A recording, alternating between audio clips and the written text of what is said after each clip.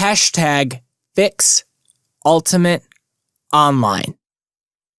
And Gino for Fighters Pass 2. That's been the mantra of the Super Smash Bros. Ultimate community the last few months, now that online play is in the spotlight since we're all stuck at home from the COVID-19 outbreak. And while it's an open secret that Nintendo's online environment is a virtual black hole that sucks up any speck of joy their players could possibly have, I wanted to see just how terrible things could get in Smash Ultimate. So, I went through hundreds and hundreds of mostly dreadful matches on Quickplay and documented the pain in a whole bunch of different ways. The experience left me with so much salt that you could use it on your dinner tonight, store some in your pantry so you no longer have to buy salt, actually fill the store shelves themselves, open up a salt mine facility and company, and then refill all 4 oceans twice over.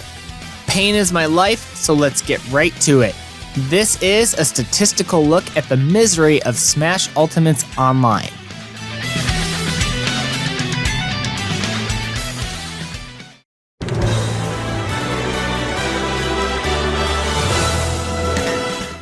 I don't understand how an online environment like the one in Smash Ultimate exists as an afterthought when every other aspect of the experience is so carefully crafted and cared for by the team that made it. Whether you're a casual player, one who likes to compete in tournaments, or somewhere in between, there are just endless problems that plague the experience when fighting other Smashers over the internet. Ultimate has extra frames of input lag that Smash 4 didn't have, there's no way to guarantee a rule set you want to play with, you can't see the connection strength of an opponent before a match starts, there's no taunting, and GSP is so confusing and useless that its mere presence is a detriment. All of these things are known, and there's a mountain of other videos that cover each of them in depth, but for this specific video, I want to focus on quantifying how some of these aspects impact the online experience for anyone who just wants to pick up Ultimate and play. To properly measure up the misery, I played 500 total matches over the course of 5 weeks, capping myself at 100 matches per week. I only played Quickplay since I'm under the impression that that's how most players will get their online fix, though I have to say, as a personal recommendation for anyone watching, it's well worth the effort to go through making or finding battle arenas because they're so much better, even with their faults. Throughout these 500 matches, I used the exact same rule set in preferred rules and always kept it on. One-on-one fights with 3 stocks, a 6-minute timer, battlefield stages only, and no items of any kind. I used 20 characters and gave them 25 matches each, just because I like symmetrical numbers, and only 100 battles were fought with Elite Smash status.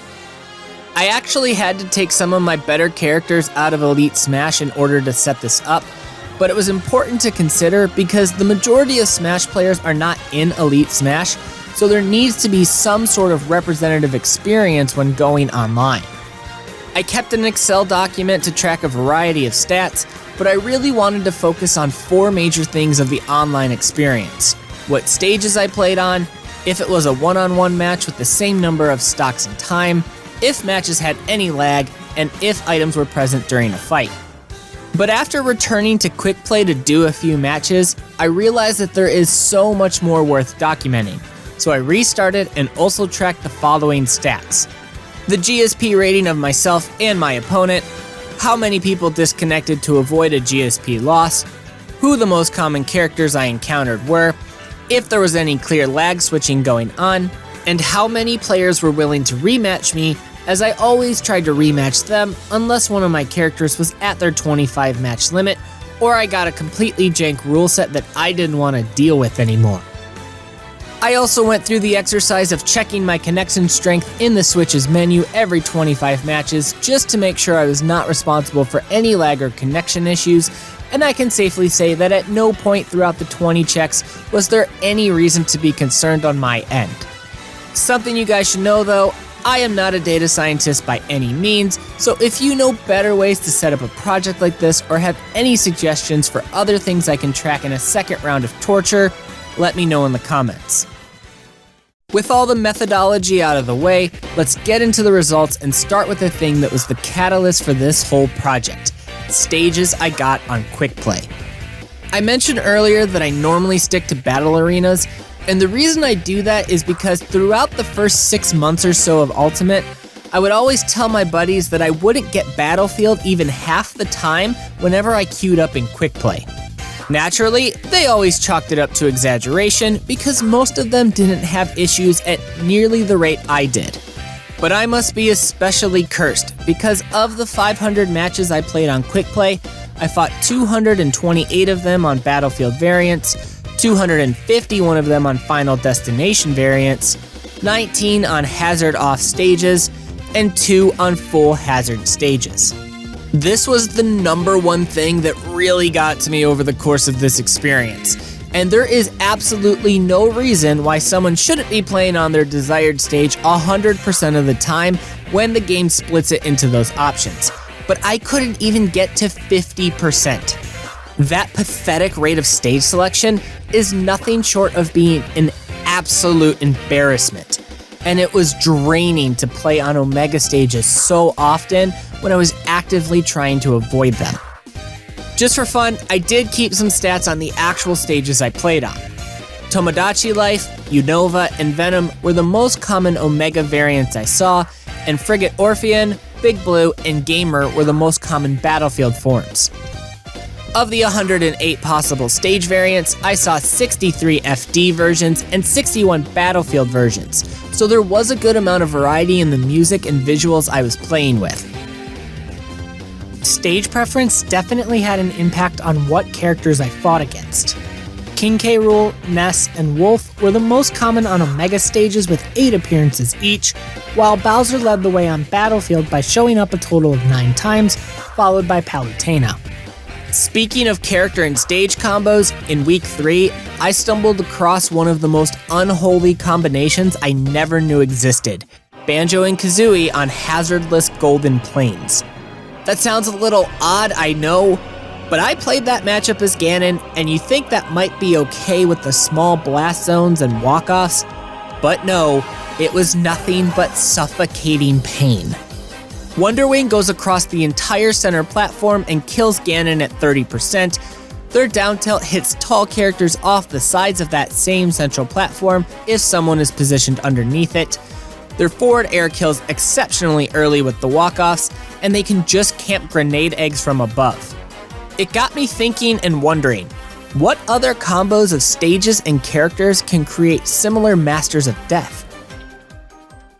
Luckily, there was some better news when it came to stock and time, because Smash Ultimate did do a better job on the surface, but it still managed to get a lot wrong.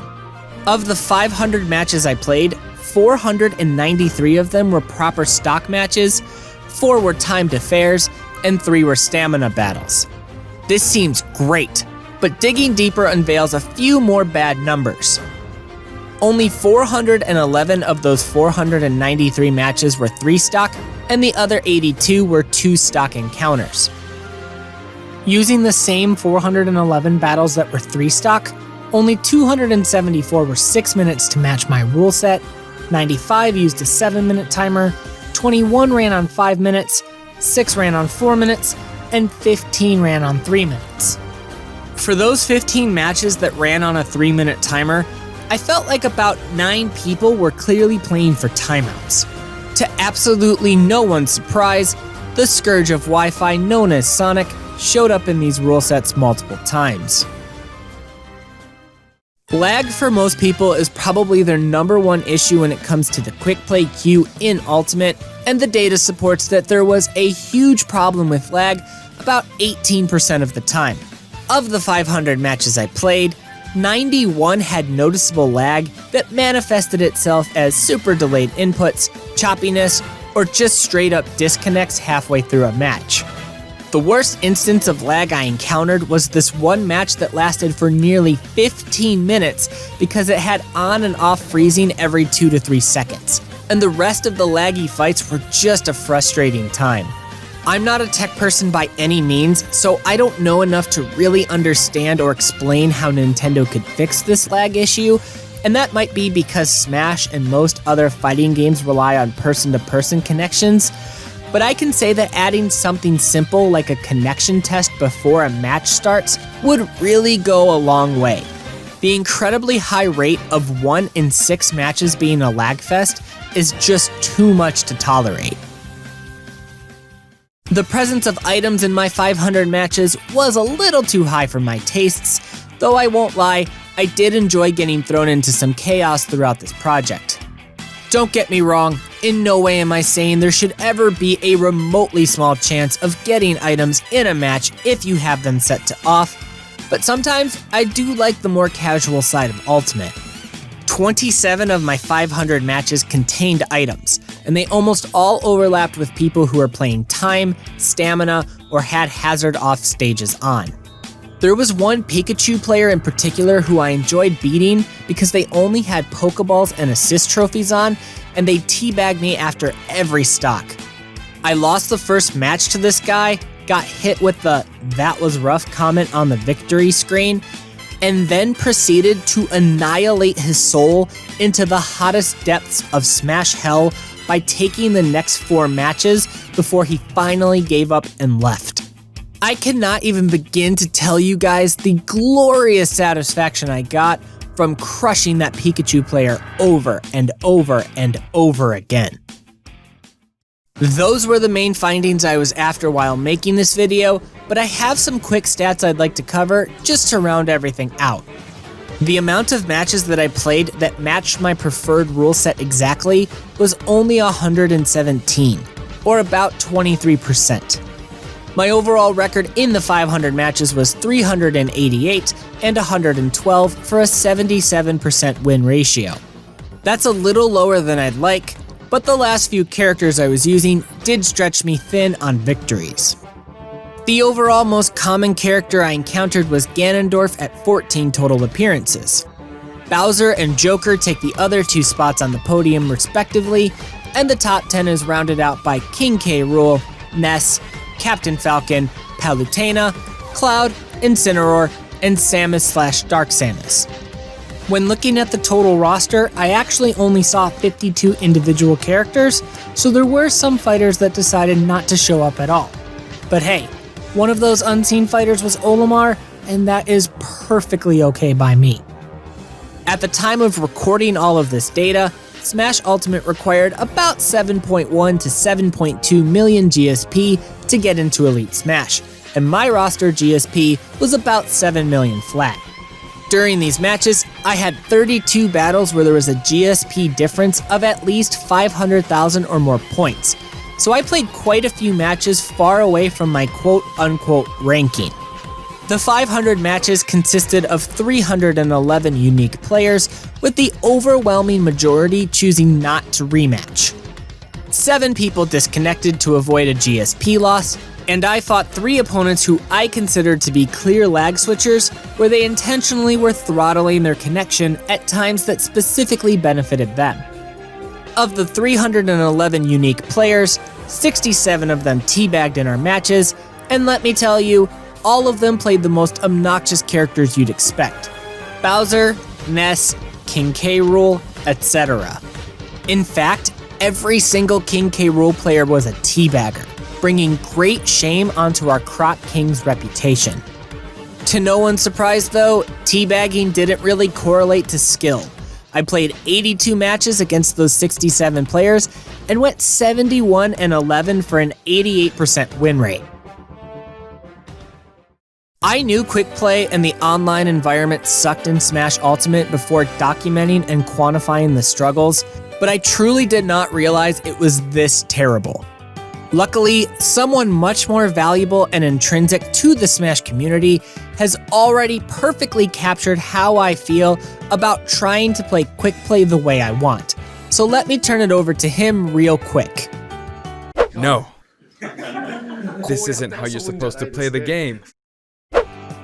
All I want to do at the end of the day is play a certain way that is represented in the game's own options, but I can't. And that's what really eats at me about the whole experience. Regardless of whether or not it's your preferred Smash game, Ultimate is a masterpiece when it comes to being an interactive piece of media, except for the online. So how did it end up this bad? You'd think that someone with the personality of Masahiro Sakurai wouldn't even think about allowing something like it to be in the finished project. But hey, I guess he can't even avoid the toxicity of Nintendo's attitudes towards internet-based gaming. For me, this experience was absolutely draining, and I can confidently say that as a whole, I do now think less of Smash Ultimate. There is one thing that I want to explicitly say before the video ends. 500 matches isn't a huge number when trying to quantify problems like this, so a round 2 of research with more matches played would definitely help solidify any of these findings. The small sample size also means that the findings were subject to some random influence and could change by repeating everything under the same conditions. So the good news is, I can tell you guys that I've already committed to doing a follow-up video documenting all of the same stuff. Let me know in the comments any sort of statistics you'd like me to keep, and let me know if I missed anything or if you're interested in learning anything else in this way, and I'll try to weave them in the follow-up video if I can. Also, let me know how your experience is with Smash Ultimate's online environment, because I'm really wondering if mine is typical or if it really can vary that much from player to player. There is only one way to end this video. Nintendo, please fix Smash Ultimate's online. Thank you so much for watching one of my videos. It really means a lot to me that you're here. If you enjoyed this video, please leave a like on it and subscribe to the channel so we can help the Super Squad grow. I like to make content on game design and Nintendo topics, but I do other stuff too, like tier lists, personal stories, and joy charts. I'm on some social media platforms if you'd like to get to know me better, and the links to them will be in the video description. My name is Super, and like me, I hope you'll have the chance to be super today too.